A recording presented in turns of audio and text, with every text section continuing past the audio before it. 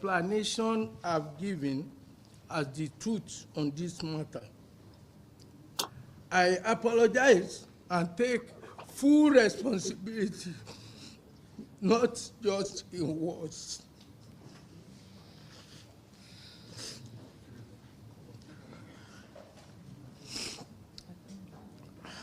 I want to say a big thank you to all of you, and may God bless us all. Thank you.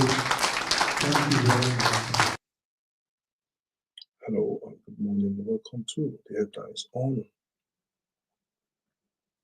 Pondering Nigeria. Why I just thought was that a student died because of this issue. A student died because of these mistakes, and people are clapping for him. I feel sorry for these people that are clapping because Nigerian students have been battered for not reading. Nigerian students have been battered for not doing the right thing. Nigerian students have been labeled as failure because of this mistake. Now he comes on air and he tears up. Let's watch that video again. Let's watch it again, to be frank. Explanation I've given as the truth on this matter. I apologize and take full responsibility, not just in words.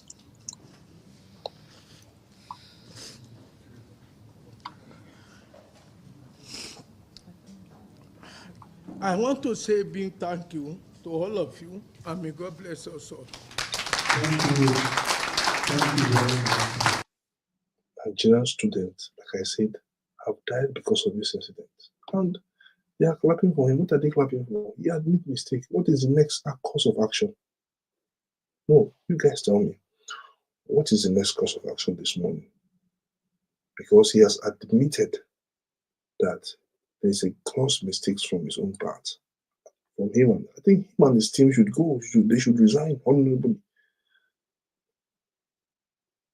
I'm sorry to say it. Him and his team should resign honorably and go. Students have lost her life because of this JAMB issue. And we remember last year what happened with regards to Miss Yoma's issue, and a lot of back and forth with regards to for scoring 170, a student have passed away, and he comes on air and shed crocodile tears for us.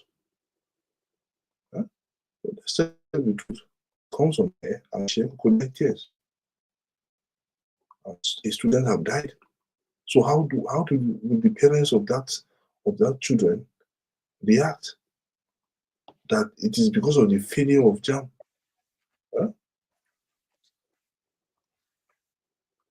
How would the parents of that student react because of the failure admitted by JAMB?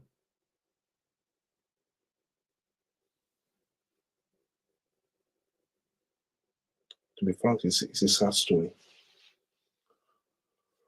I think this is what I want to talk about this morning. I don't really want to talk about any headline or any no, this is what I want to talk about this morning.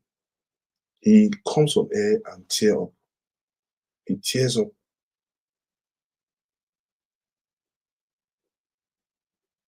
He has admitted the mistakes. So what is the next course of action?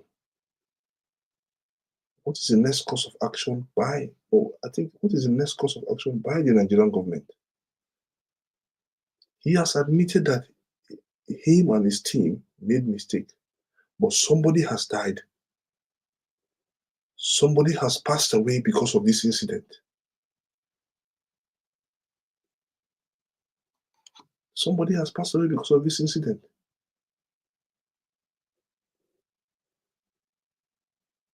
So what is the next course of action? Because see, if you go to the Arise web Twitter handle, you will see admission of culpable by the JAMB Registrar followed the unfortunate suicide of a 19-year-old who killed herself for scoring 170. JAMB attributed this error to system failure and is apologizing to the student and the parents for trauma caused. And he comes on air and cry, and nobody said this, call for the head of this man. Where is the Senate that were crucifying Mesoma last time? Where is the president? Where is the Ministry of Education?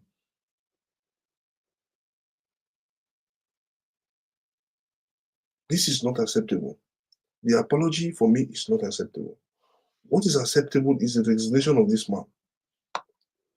Yes, it is resignation. That is the only thing that is acceptable.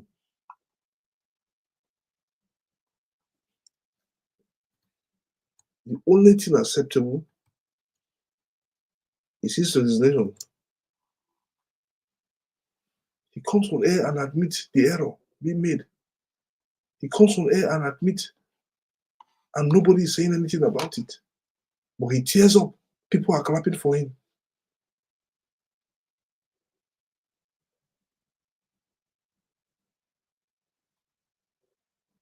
Yeah, I think it's so unfortunate. It's really so unfortunate that at this age, we are still living in a world of, how would I even put it?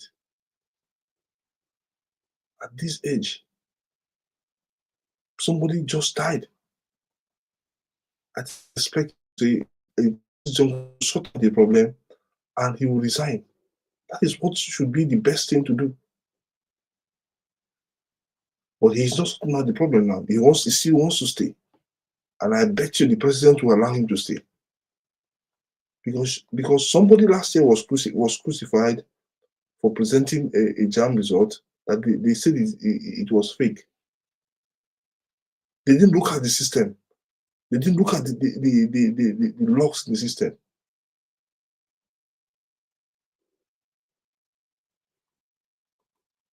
Now he comes here and say the JAMB result. Yeah.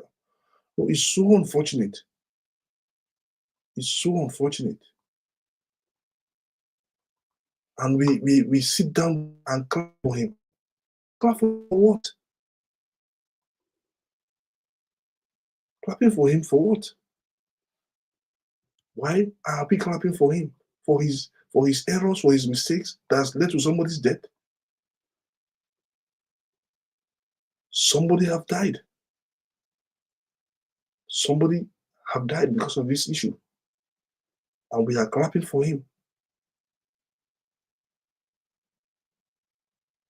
We are the parents of that individual that just passed away.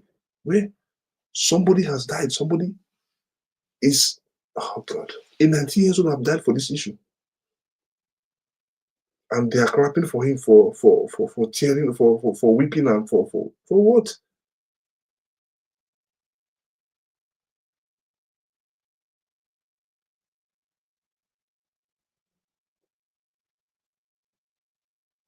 Why are we clapping for him? Why? Why is it people? Why are people clapping for him?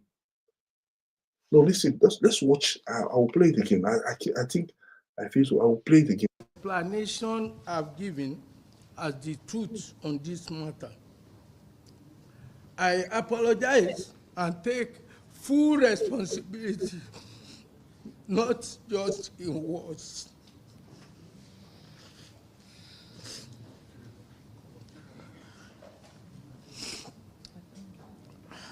I want to say big thank you to all of you, and may God bless us all. They are just clapping for him. Clapping for him for what? Why are they clapping for him? Is that how gullible we are as a people? Is that how gullible we are as a people?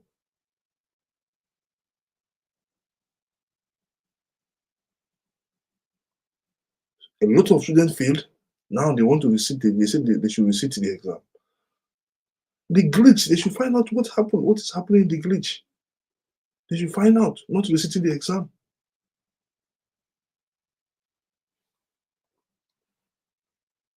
I bet you he needs to apologize.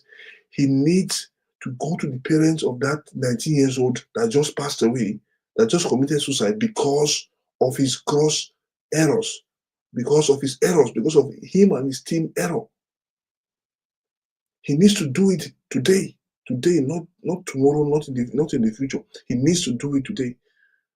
Last year, there was a controversy with regards to, I think, another, is it 16 or 17 years old, Mesowa. That controversy to the Senate. The Senate came up with a lot of banging for that young lad, and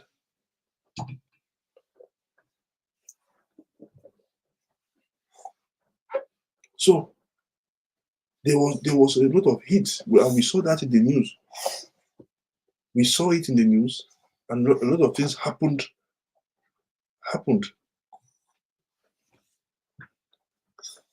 Now, this year, a 19 years old has just committed suicide again because of the errors of JAMB. JAMB did not went last year to investigate those errors.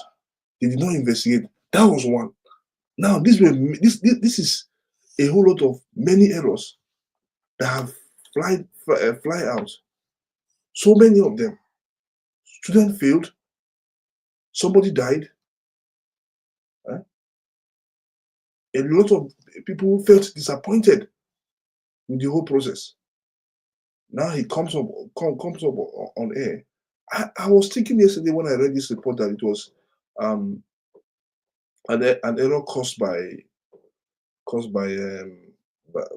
I know it was an unseriousness of the Nigerian student, the Nigerian secondary school student. But this has shown that it is a problem from JAMB. It's a problem from the people that provided the system for them. This have just shown. It have shown. And things need to be done in the right way. I have a lot of stories here that I want to talk about. I have a lot of stories here I want to talk about, but I won't talk about the story, except I think I have to talk more. I have to elaborate more on JAMB. I have to elaborate more on JAMB. I have to talk more on JAMB and its systemic failure. Yes, they've been good. They've been providing results for years. But this is where we are now. This is where we are. The JAMB Registrar must go. Mr. Isaac or Professor Isaac, whatever he calls himself, must go. Professor Isaac must go. That is just the blessed truth in all this whole issue that is stirring up. The professor must go. Let's move on. We'll talk about this later. I think I'll do a reaction to it. Atiku is Nigerian crown king of defection. Oshiomhole has labeled Atiku as Nigerian crown king of defectors, saying that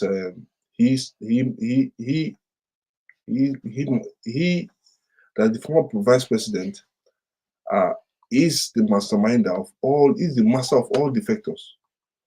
Oshiomhole said this during an interview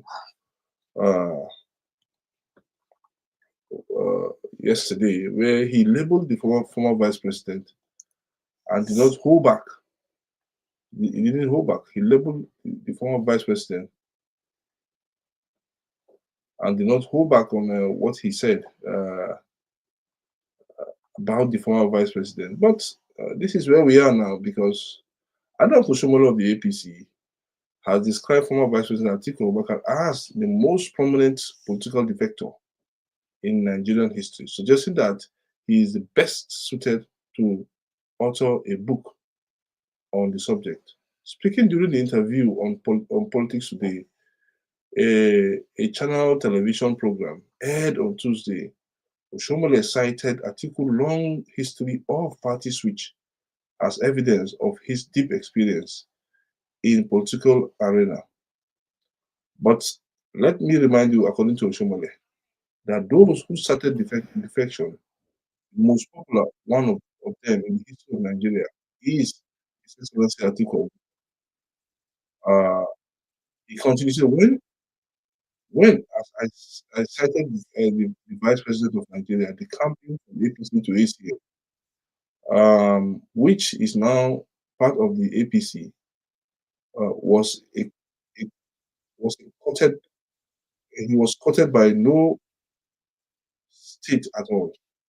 Okay, was he Abubakar courted by the ACN, which was then led by Ahmed Tinubu as well, or a non-state, okay, or a non-state president at that time? I think the answer is no. So this was his point. When he lost, he was caught himself without being in government to come back to the APC and run against Buhari. And I think that, and I think the best person who can write a book on why people decamp should be former Vice President Atiku Abubakar. I think name callings, a lot of name callings here. Okay, he has labeled him. Thank him for everything, and hopefully that is it. The next this thing is Oshiomhole and the words of war between Oshiomhole and Abbati. I think it's in regards to a street fight. I think that we all know about this story and about comments that he made. Hopefully, let's see what will happen with regards to these two people. Abbati is vocal, Oshiomhole is vocal. Then who will yield at the end of the day? Who will yield? Who will stoop to conquer at the end of the day?